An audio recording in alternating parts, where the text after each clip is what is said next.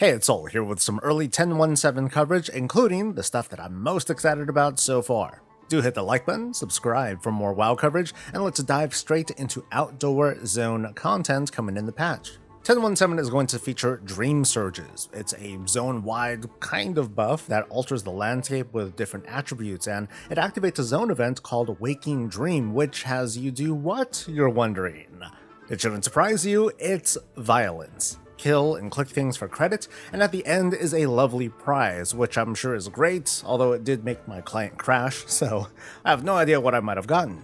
While a Dream Surge is happening in a zone, and right now it's only happening in Thaldraszus, rares are periodically empowered, which is a cool way of taking Tenno content and injecting some new life into it. When empowered, these rares are made invulnerable, at least for a little while, to give a chance for folks to fly in from all over so they can all zerg it down together. I'm not certain that this means that we're going to do another round of trying to farm like a dozen and some rares a day. It just seems like it's one of the ways to complete quests and gather zone currencies, which are spent on voting for overpowered buffs and perks with which to lay waste to our enemies, obtain extra resources, and more. It's an interesting twist. From the feel of it, the entire region is going to be able to make contributions towards voting for this selection of buffs that the game makes available every half hour or so. It could be experience or currency bonuses. At one point I was able to spawn a special helper that was basically a whole ass town all contained in one NPC.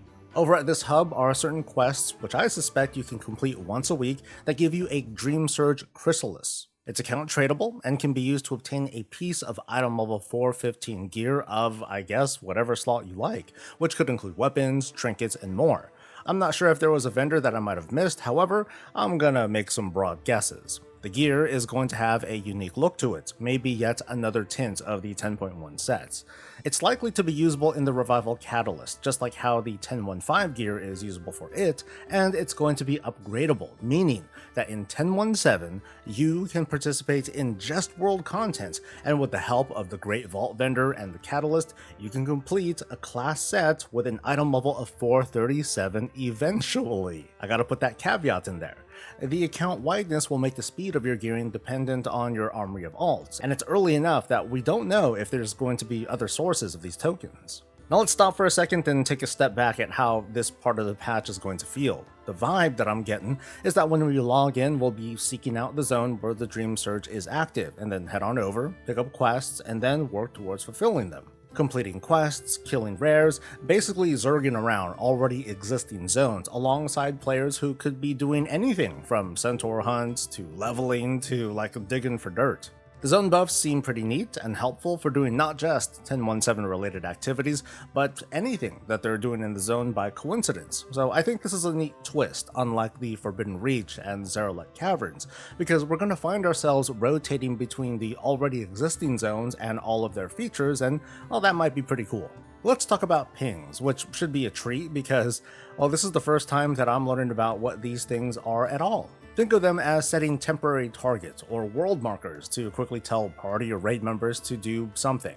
What you do is assign pings a hotkey. In my case, I chose the Q button.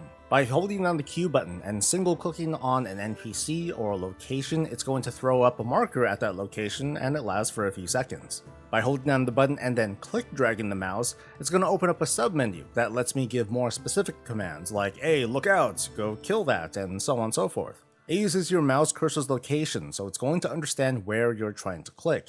You can display up to 3 at a time before incurring a spam cooldown, and it works on moving NPCs too. So it's great for groups who don't or can't use voice chat to communicate things in or out of combat. Now, is this a game changer? Well, I guess. I mean, this might not be a tool that you care for, but I don't see anything wrong with adding more accessibility to the game, and I think that's the big push here. Count on more updates, as at the moment the functionality is limited to using mouse overs, because I would love to have keyboard commands, and for pings to consider my current target too. I think it would be great to quick ping my current target to remind folks what's going on when my target markers are already being used for something else. The Dawn of the Infinite Dungeon will have its heroic difficulty introduced in the patch, although details are a bit scarce right now. That's because the current Mythic version is supposed to be mechanically the most difficult version, with the upcoming Heroic and Mythic Plus versions to not include the same kind of tuning. That might mean fewer mechanics, but now I gotta ask, will this dungeon on Heroic be as easy as, say, the other Dragonflight Heroic dungeons? Personally, I can see that by removing some mechanics that would otherwise one-shot the party or make fights needlessly complicated for groups who decide to not communicate, pings or not. There's also the question of rewards, like will the item level be the same as other dungeons, or whether the infinite skins or quantum items will drop from the last boss. But for some folks, they'll at least be able to run the dungeon at all, and that's nothing to be mad about. A small number of cosmetics and customizations are coming in the patch, but they're also kinda doozies. The game changer in my opinion, Minari skins for the Draenei, which strongly suggests that in this patch, there's going to be something that finally unites this fractured race after so many years. There's also another round of different cosmetic class sets being added with, at the moment, no context. Maybe it's a Mage Tower update, or maybe it's something being added to the trading post, maybe it's part of a quest line. We've seen numerous different assets data mined since Dragonflight's launch, but nowhere to find these items, so it could be that these won't even be a part of this patch, or they'll be part of the trading post. We're just gonna have to wait and see. Also, another round of toilet seat infernals are coming, a giant murloc, and what's likely to be the WoW 19th anniversary mount, a blue Deathwing looking dragon, and it looks pretty sick. Heritage armors are finally being introduced for the Night Elves and the Undead. While the Undead Heritage armor had its debut, it's thanks to data mining that we have our first unofficial look at the Night Elf sets, and I think they about fit the vibe that I was looking for. Elegant, but very outdoorsy. The two races are also getting some touch-ups on character customization with tattoos for the Night Elves and new shades of rot for the Undead. The armors are great and all, but what I'm really looking forward to are the Heritage armor quests. The Orcs and Humans had theirs back in 1005 and it felt great, so it sets the bar for these two races which, after a battle for Azeroth and Shadowlands, it's got players hungry for satisfying resolutions. It should go without saying that you may want to make sure that you have an Undead and a Night Elf character's reputation maxed out before 10.17, whenever that is. Finally, there are holiday updates, to which we have very little to show for right now. I mentioned the Anniversary Dragon earlier, and there's this wild-looking candy cane sword. We've also been told that the Brewfest and Hollow's End holidays would be updated, which sends a pretty clear message that this patch wants to launch in time for Brewfest. That starts on the week of September 19th, while the Secrets of Azeroth event, whatever that is, ends the week before, so both weeks as launch dates would be pretty feasible. This paves the way for a likely mid-November launch of patch 10.2 and Season 3.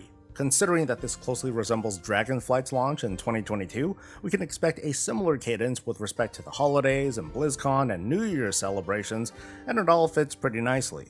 Back to the holidays though, given their nature, outside of data mining, we won't be able to test these events until they actually go live.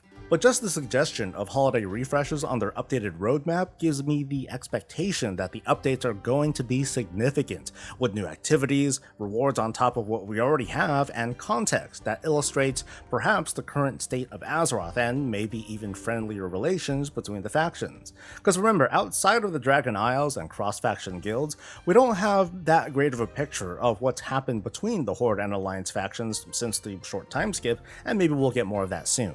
That about wraps up all the cool things happening in 10.17, and it also gives us a very clear picture of how WoW is presenting this current expansion. I plan on presenting this design philosophy to players so we can comment and share our thoughts, like, is this fun? Is this predatory? What are some high and low points? That's for another day of discussion, so I invite you back. Please subscribe so you know when I have new stuff coming out, like this video, catch me live on Twitch, and I'll catch you later. Stay safe, stay healthy, and stay breezy.